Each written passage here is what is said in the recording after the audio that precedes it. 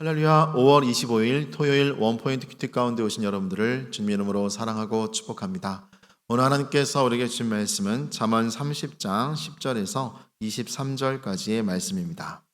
잠언 30장 10절에서 23절까지의 말씀 다 같이 한 목소리로 읽도록 하겠습니다. 너는 종을 그의 상전에게 비방하지 말라. 그가 너를 저주하겠고 너는 죄책을 당할까 두려우니라. 아비를 저주하며 어미를 축복하지 아니하는 무리가 있느니라. 스스로 깨끗한 자로 여기면서도 자기의 더러운 것을 씻지 아니하는 무리가 있느니라. 눈이 심히 높으며 눈꺼풀이 높이 들린 무리가 있느니라. 앞니는 장검 같고 어금니는 군도 같아서 가난한 자를 땅에서 삼키며 궁핍한 자를 사람 중에서 삼키는 무리가 있느니라. 거머리에게는 두 딸이 있어 다오다오 하느니라. 족한 줄을 알지 못하여 족하다 하지 아니하는 것 서넛이 있나니 곧 수월과 아이 베지 못하는 태와 물로 채울 수 없는 땅과 족하다 하지 아니하는 불이니라. 아비를 조롱하며 어미를 순종하기를 싫어하는 자의 눈은 골짜기의 까마귀에게 쪼이고 독수리 새끼에게 먹히리라. 내가 심히 기이 여기고도 깨닫지 못하는 것 서넛이 있나니 곧 공중에 날아다니는 독수리의 자치와 반석 위로 기어다니는 뱀의 자치와 바다로 지나다니는 배의 자치와 남자가 여자와 함께한 자치며 음녀의 자치도 그러하니라. 그가 먹고 그의 입을 씻음같이 말하기를 내가 악을 행하지 아니하였다 하느니라. 세상을 진동시키며 세상이 견딜 수 없게 하는 것 서넛이 있나니 곧 종이 임금된 것과 미련한 자가 음식으로 배부른 것과 미움받는 여자가 시집간 것과 여종이 주모를 이은 것이니라. 아멘. 이 시간 사람의 악으로 인한 문제들이란 제목으로 담임 목사님께서 큐티 인도해 주시겠습니다. 할렐루야. 자, 오늘도 토요일입니다. 5월 이제 상하, 아주 한여름이 이제 다가오고 있습니다. 어느 순간에 보니까 우리가 나무가 겨울 내내 쉼을 쉬었을 때는 저 나무가 살 수 있을까? 누구도 그렇게 산다는 확신을 갖기 어려워요. 동토에 바람이 불고 냉기가 가득 차 있고 모든 나뭇가지가 말라 있을 때는 죽었다 하지만은 땅속은 얼어 있지 않아요. 땅속 깊은 곳일수록 온기가 있어요. 거기서 잠시 쉼을 고르고 영양분을 채우고 있을 뿐이에요. 때가 되면 봄이 되면 스프링처럼 튀어나옵니다. 그리고 오늘 5월이 되면 그렇게 낙엽도 찌푸러지고 6월에 가장 어떤 면에서 숲으로 가득 찬 세상이 됩니다. 우리 인생도 여러분 죽음이 있으면 부활이 있고 또 동시에 오늘도 위축이 있으면 점프도 있다. 이걸 잊지 마셔야 돼요. 잠시 동안의 고난, 잠시 동안의 불경기, 잠시 동안의 하향 곡선 너무 걱정하지 마세요. 오늘 우리에게 이런 말 있지 않습니까? 이보 전진을 위한 일보 후퇴. 네, 그 말은 여러분 우리 속에서 잘 정비하고 자기를 돌이켜보고 다시 오늘 성실함으로 내공을 쌓게 되면 확실히 예전보다 더 멀리 갈 수 있다는 것을 얘기합니다. 엔진보다 멀리 갈 수 없어요.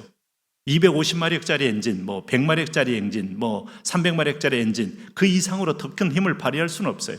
그렇기 때문에 우리가 준비하는 과정은 충전하는 과정이다 하는 것을 기억하시고 작은 일에 충성을 다하시면 좋겠습니다. 무엇보다도 세상을 사는 지혜, 오늘 이 토요일 날은 매우 우리가 잠언서를 통하여 지혜를 배웁니다. 첫째는 부모를 잘 공경하라. 하나님 공경, 두 번째는 부모님 공경. 이것은 창조자를 기억하는 자의 자세이기 때문에 너는 곤고한 날이 이르기 전에 너의 근본을 기억하라.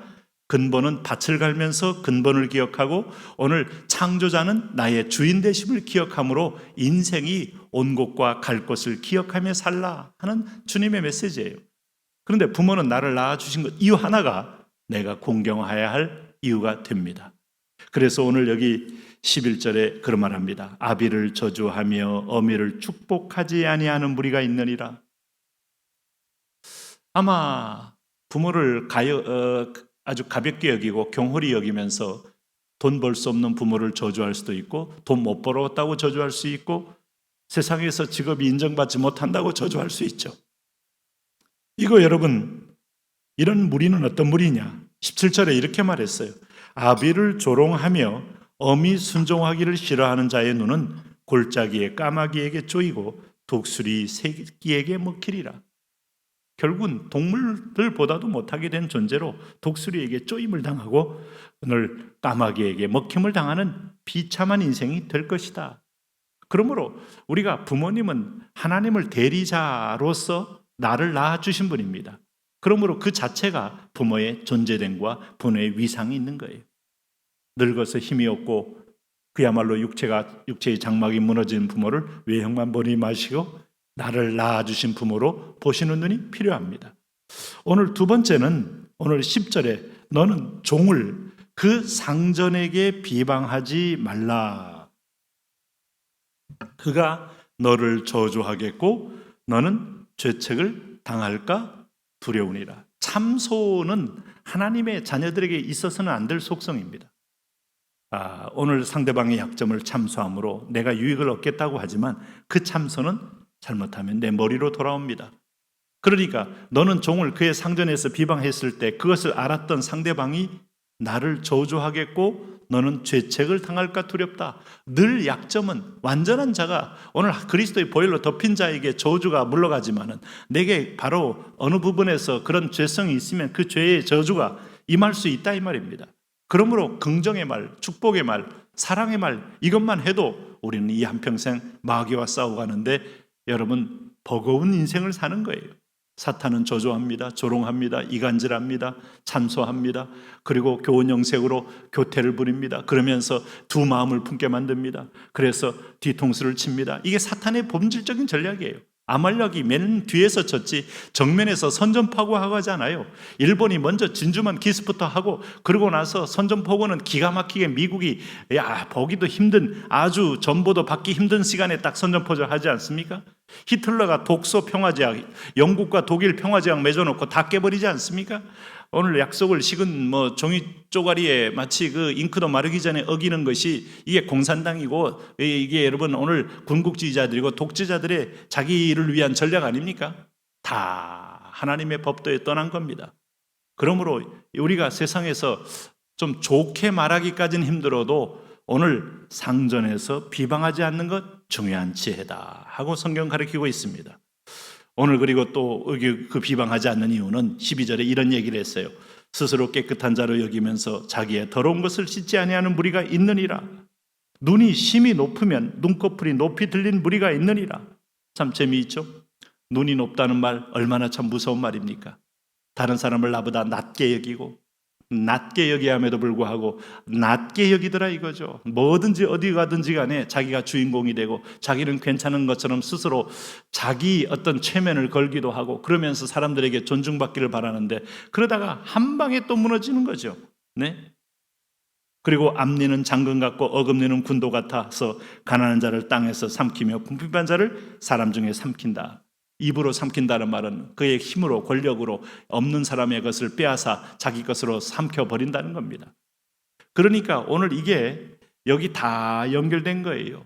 자기 눈에 들보는 보지 않고 남의 눈에 티끌만 보는 태도가 평생 동안 자기 중심적이고 자기 탐욕적이고 자기 안에 울타리에 갇힌 자의 특징입니다. 결코 평안이 있을 수가 없어요. 왜 그런가 하면 그런 사람들은 오늘 여기 재미있는 표현 썼습니다. 15절에 어떤 생물을 비유했는가 하면 거머리 아세요? 제가 이번에 우리 목회자 수련회 갔는데 일본에 그 시골에 갔는데 시골의 그 야산의 아침에 너무 좋아요. 그래서 나무가 이렇게 쫙 있는 거 우리 다른 목사님하고 산책하러 올라갔는데 그 비가 와가지고 나뭇잎이 축축 젖었어요. 그래도 너무 산이 좋고 공기가 좋아서 서로 간에 거기서 아주 잠시 서서 사진도 찍고 손도 번쩍 들고 했는데 어느 순간에 제 발 속에 거머리가 3마리가 들어와 있더라. 하나는 발가락 사이고 하나는 발 뒤꿈치고 하나는 놀랍게도 큰 거머리인데 슬래파 이 그늘 밑으로 싹 들어와서 딱 붙어 있었어요. 2마리는 뗐는데 1마리는 제가 있는 줄 몰랐어요. 방에 와보니까 이놈이 슬래파를 벗고 나니까 딱 붙어 있는 거예요. 이거 떼고 나도요 피가 많이 나오고요 간지럽고요 한국에 와서도 한참 간지럽고요 나중에 이거 피 다 뽑아낸 다음에 조금 가려움이 가라질 정도로 거머리는 참 끈질기고 그 짧은 순간에 어떻게 이것이 있는 줄 알고 거머리들이 딱 달붙어서 피를 뽑아 먹는지 참 놀라운 거머리의 그 집착력을 보게 되었습니다. 그래서 이 거머리는 피를 먹어도 다오 기브 더 다오 족한 줄을 알지 못하여 족하다 하지 아니한 것 선언이 있다. 이야, more and more, 좀 더. 여러분, 어떤 미국의 유명한 부자가 그 얘기만 하고 죽었다는 얘기 들을 때 아무리 재벌이면 뭐합니까? 만족할 줄 아는 사람에겐 평안이 없죠. 그리고 오늘 여기 보세요. 수울과 아이 베지 못하는 태와 물로 채울 수 없는 땅, 물을 아무리 부어도 밑 빠진 독처럼 물을 아무리 부어도 물이 차지 않더라 이거죠. 만족이 없는 인생이라 이겁니다. 참 재미있는 비유 아닙니까? 이게 인간의 욕심의 블랙홀입니다. 네? 그리고 여기 19절 보세요. 공중에 날아다니는 독수리의 자치와 반석 위로 기어다니는 뱀의 자치와 바다로 기어다니는 배의 자치와 남자와 여자와 함께한 자치며, 이게 기이 여기고도 깨닫지 못하는 선어가 있는데 20절에 음녀의 자치도 그러하니라. 그가 먹고 그의 입을 시슴같이 말하기를 내가 악을 행하지 아니하였다 하느니라. 자치가 다 있는데 그 자치를 스스로 아니라고 말하고 있는데, 재미있는 표현이 있어요. 먹고 입 주변에 먹은 마치 케찹이 옆에 붙어 있음에도 불구하고 안 먹었다 말하는데 자취가 다 남아있다 이겁니다. 네? 음행한 사람의 자취가 남아있고 독수리의 자취가 남아있고 뱀의 자취가 남아있다는 것은 사막에서 뱀이 간 길이 다 보이는데 그 자취만 자기만 몰라요. 성경에 여러분 비유가 너무 놀랍지 않습니까? 우리가 성령으로 사는 사람과 세상의 영으로 사는 사람은 그 인생 속에 얼굴 속이면 이력서가 나오잖아요. 주름 속에도 나오지만 얼굴에도 나오고, 더욱 놀라운 건 눈빛에서 나옵니다. 이 사람이 깨끗하게 살았는지, 이 사람이 더럽게 살았는지. 그렇지 않습니까? 회개한 사람의 눈과 회개하기 전의 눈은 틀리잖아요. 그러므로 우리가 숨길 수 없다. 오늘도 하나님 앞에서 코람되어 이대로 투명하게 오픈하고 맡기고 긍휼을 구하고 용서를 구하며 하나님의 통로가 되시는 삶이 가장 지혜로운 삶이라고 말합니다. 여러분과 제가 오늘 이렇게 살았으면 좋겠습니다. 하나님, 그런 은혜로 살게 하여 주옵소서. 예수님 이름으로 기도합니다. 아멘.